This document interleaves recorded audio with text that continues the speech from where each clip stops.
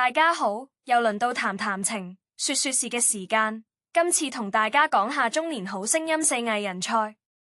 嚟到第四季，中年好聲音決定搞新意思，除咗香港賽區、大灣區賽區、新馬賽區，仲增設咗新嘅美加澳賽區同埋 TVB 藝人賽區。評審方面繼續有鐵腳肥媽、周國峰、張佳添同海怡，仲加入了咗有小辣椒之稱嘅谷婭溦做常駐評審。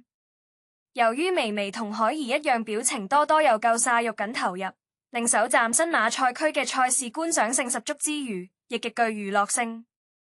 賽制方面，第四季增設盲選，每位參賽者均只能以歌聲吸引評審冚燈，獲得0至1燈嘅參賽者會立即被淘汰，2至4燈選擇入等候區等待晉級機會，5燈選手可直接晉級。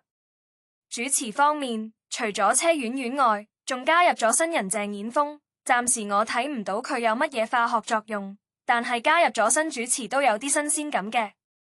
星期日晚公布咗3位蒙面歌手嘅演出片段後，有網民喺小紅書開帖並且話呢3位我覺得都好明顯，一聽到把聲心裏面就已經有咗人選，雖然唔係100%確定，但已經有人估話係陳展鵬、羅天宇同張振朗。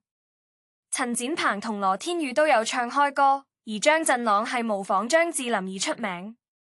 我心目中有啲疑慮，一線嘅藝人參加呢個比賽，唔知會唔會堅持到最後。我擔心因為佢哋要拍戲，一線藝人都係玩玩下，唔認真，降低咗節目質素。第二，我擔心評判會有俾面派對，刻意俾高分一啲，等一線藝人可以入到決賽，有唔公平嘅現象。不過，咁樣都可以俾啲想唱歌嘅藝人一個機會，希望有心嘅演員珍惜呢個機會。你覺得仲有邊啲藝人會參加中四呢？大家一齊估下，大家可以留個言話俾我知啊！